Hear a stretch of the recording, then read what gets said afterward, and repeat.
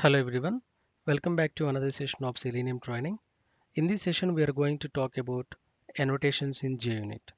So we will be seeing JUnit4 annotations as well as JUnit5 annotations and the difference between these two versions of JUnit. So and also we will be seeing some examples of JUnit annotations. And in previous session, we have already seen how to install and download JUnit using jar and also a Maven methodology.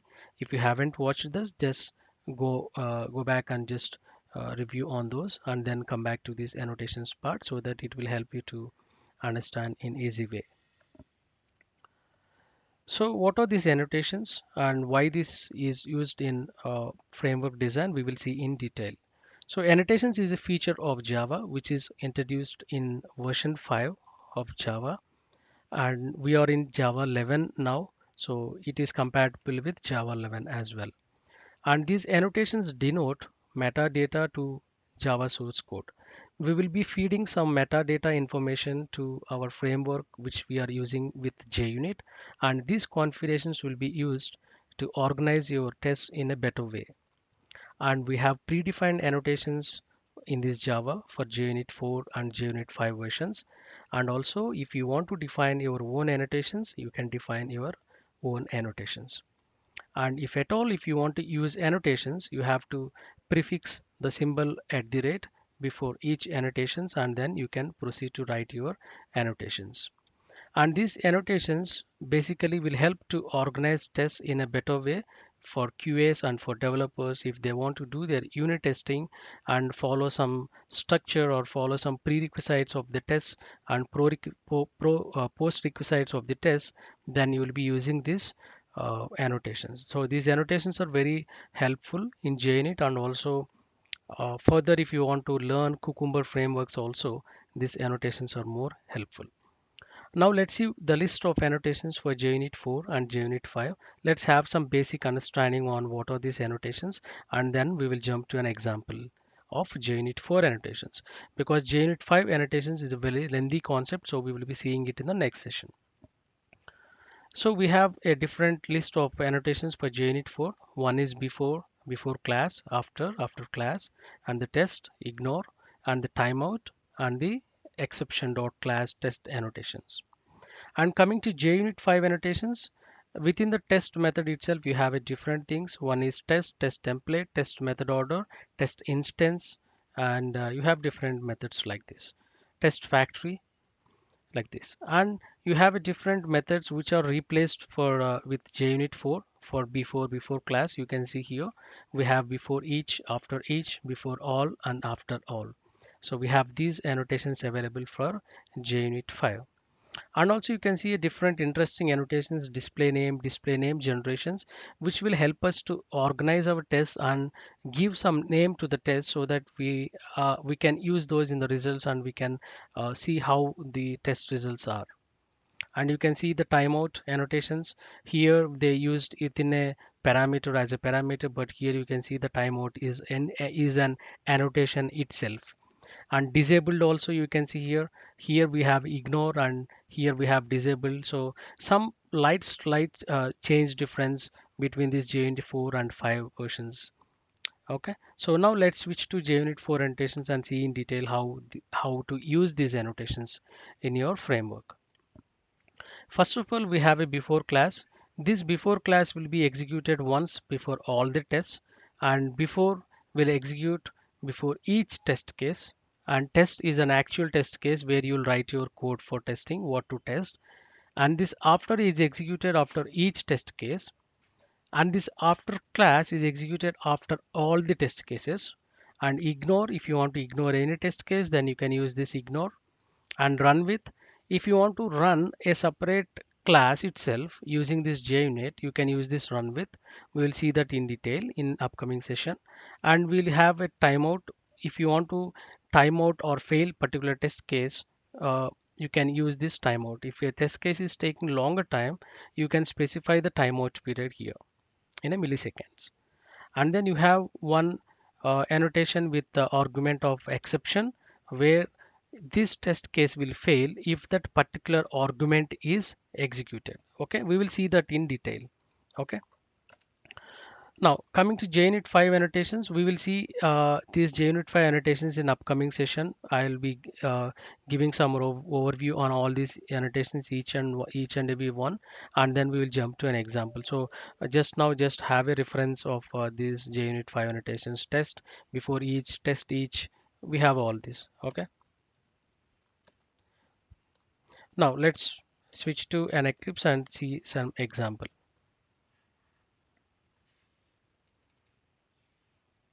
So let me create one package. Let's say new package, and I'll call this, okay, here, new package.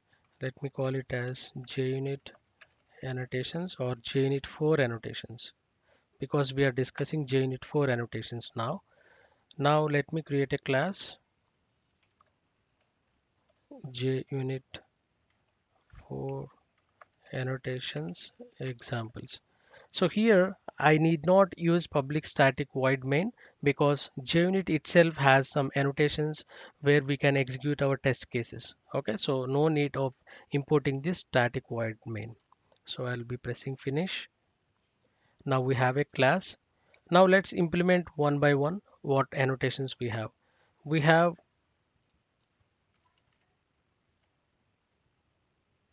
okay, we have before class, after class, and test, right? So first of all, let's write some tests or test cases, and I'll call it as public void test one, and let me write some sample statement.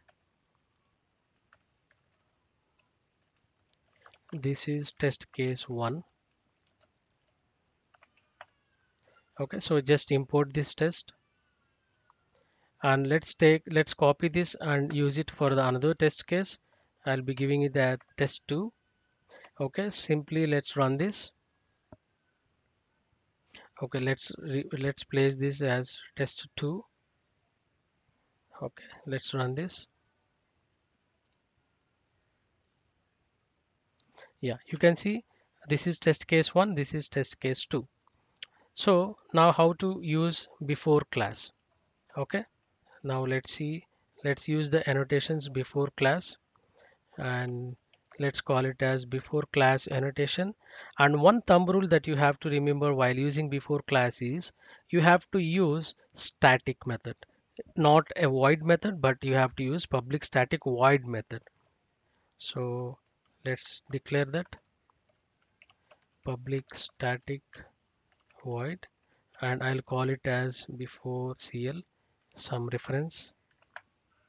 Okay, and I'll name it as this is before class.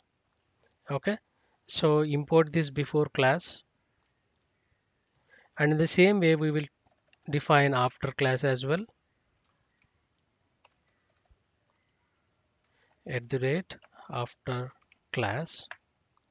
And same way, one thumb rule you have to remember while using after class is you have to again use static method. Okay, so public static void, I'll give some name,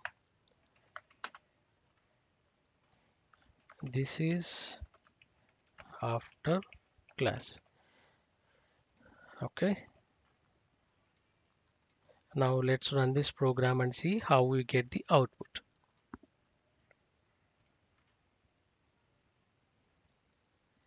Okay, yeah, we haven't imported this after class.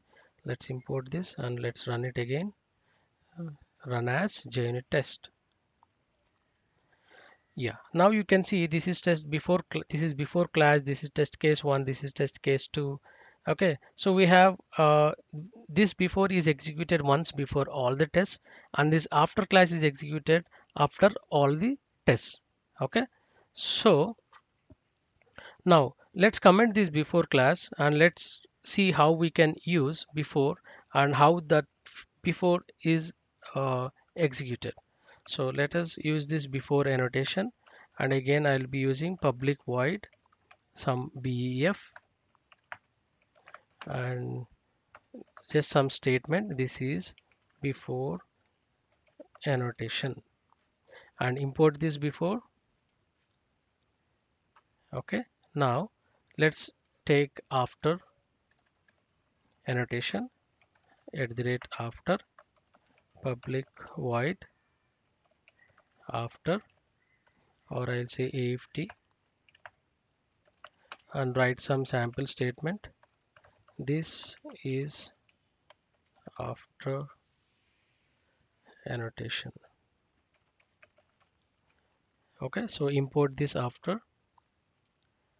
First, let me take this sample snip so that you can have some comparison b between after class and after, sorry, before class and before. Okay, now let me run this program.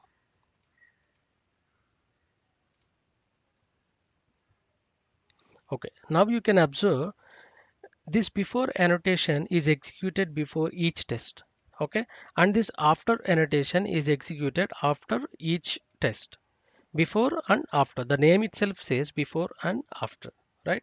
So two test cases, and this executed two times. Before is executed two times and after is executed two times. So let's compare this with the previous result. You can see the right side which you are seeing is before class. So before class is executed only one time. Okay, but you can see this before annotation is executed one time before one first test case, and the before annotation is executed before the second test case as well. So this way you can use this before annotations. It's like simply organizing your test in a better way. Now, coming to practical part, how do you implement this in real time? So say for example, let us uncomment this. Okay. So if you want to open a DB connection before doing some testing, then I'll be specifying that here. I'll say DB connection or open DB connection, or uh, let's say it connect to DB. And in after class, I'll be saying disconnect DB. Okay, so in the test in before, you can use anything. You can use like open a web page or login into a web page, because you will be testing from a web page, right? So before each test case, you need to refresh the page, for example. Okay, let's say this, refresh the page. And in after also, you might be using refresh the page, or some, if you want to use, you can use it, or else not required. So now if I run this, now you can see connect to DB, and at the end we have disconnect DB. So this is how this before class is useful. So once, if you want to perform any task that is required only once, then you will be placing it in before class annotation. But if at all, if you want to do some task before and after each test case, then you will be using this before or after annotation, before and after annotation, where you will be simply, for this example, refresh the page before each test case. In those cases, you will be using these things. Okay, now one more annotation that we have is timeout, right? So how do we use this timeout? Before, if you want to ignore any test case, okay, then you can use ignore also. Okay, so for example, I want to ignore this second test, so I'll be simply using @ignore. Okay, and @ignore, and you can give some message also. I'll say not yet implemented. Okay, and import this ignore. Now if I run this, only my first test case must be executed, because we are ignoring this test case too. So let me run this. Now you can see only first test case is executed. So in this way, you can use this annotation to ignore your test case. Okay, and last and finally, we have one more test annotation, expected is equal to illegal argument exception, right? So let's take one test here, @test, and let us call it public static void main, sorry, public void test3 exception test. Okay, and let us give some example here. um, I'll say a is equal to 1 by 0 int. Let us take int a is equal to 1 by 0. Now let's run this and let's see what result it gives. See, it gives us the result. You can see what result it gave. uh, Sorry, you can see here lang arithmetic exception by 0, right? So this is the exception you got. Okay, if at all, now you can see this test case is failed. Okay, if at all, if you want to pass this test case, if this exception is occurred, that means in real time how you will be using this is on failures. If at all this failure is expected, and if you want to pass the test case, then you will be using this feature. Okay, how you will be using? So simply take write expected is equal to, let's copy this exception name. Okay, oh sorry, um, okay, or let's type it manually here. Let's say take expected is equal to, you can write arithmetic exception dot class. You don't forget to specify dot class. Now if I execute this test case, what is the expected? We are expecting an arithmetic exception. Okay, now let's execute this. See, now it is passed, right? Before it is failed, now it is passed, because we are telling the program or an instructions that if this exception, arithmetic exception is occurred, then pass the pass the test case. So in what cases you will be using this is one more example I would like to give you. Say for example, you created your own exceptions for the user to know that this is division by zero exception or something like that. And if you want to specify, if you want to test that if that exception is working fine or not, then you will be using this expected is equal to your exception, whatever you have written, those exceptions you will be using here, which is called user defined exception. If you want to watch what is exceptions, you can you can check my channel for Java. You can get from there. So this is how we will be using this timeout and also arithmetic exceptions. Okay, so yeah, ignore, right? And also we have timeout. You can use some if you want to use, if you want to ignore some test cases or something like that, then you will be using. So let me show you that example as well. Here you can use timeout is equal to 500 like that. Okay, test4 timeout. Okay, so it will be waiting for 500 seconds until that is failed. Okay, so int a is equal to, I'll be giving some 0 sample. Now let me run this program. Yeah, now it did not fail because see this is passed. You can see all the test cases are passed. Because why it didn't fail is um, exception test test4 timeout. You can see why it didn't fail is because it's not taking more long time, right? If you're having large number of steps here, it's not able to identify the element or something like that, then you will be using this timeout so that it will wait for 500 milliseconds and it will come out. Okay, you can see, you can also point out here. See, you can see optionally specify timeout in milliseconds to cause a test method to fail if it takes longer than that number of milliseconds. So you can read the description as well. And also as well as if you point here, it will give you, see, optionally specify expected a throwable to cause a test method to success if and only if an exception of the specified class is thrown by the method.